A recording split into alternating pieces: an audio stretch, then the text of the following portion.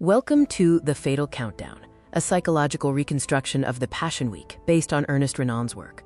We will examine the critical days from Nisan 8 to Nisan 13 in year 33 CE.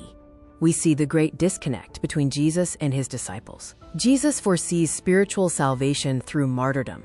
The disciples, however, anticipate an imminent, earthly political throne in Jerusalem. Jesus is resigned to his fate, while the disciples remain joyous and eager. The topography of these final days involves a, quote, daily pendulum swing. The danger zone is Jerusalem and the temple, with volatile Passover crowds and Pharisaic surveillance. The safe zone is Bethany and the Mount of Olives, a nightly sanctuary with loyal friends. Saturday, 8th of Nisan, marks the catalyst of prodigality.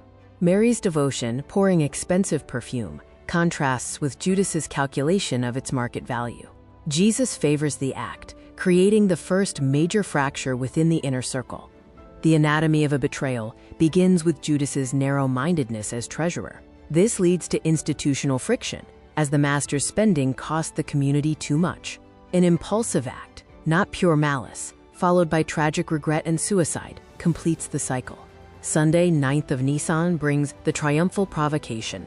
Galilean pilgrims stage a makeshift royal triumph. Jesus accepts the adoration, declaring, "The die is cast." The city dwellers and Pharisees, the Hierosolymites, are exasperated by the public spectacle.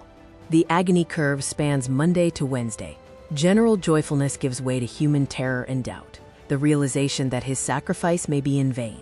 He then emerges sustained by divine supremacy and love for his work, becoming the hero of the Passion. Wednesday, 12th of Nisan, is governed by the political calculus. The high popularity of Jesus plus volatile crowds created a high risk of riot.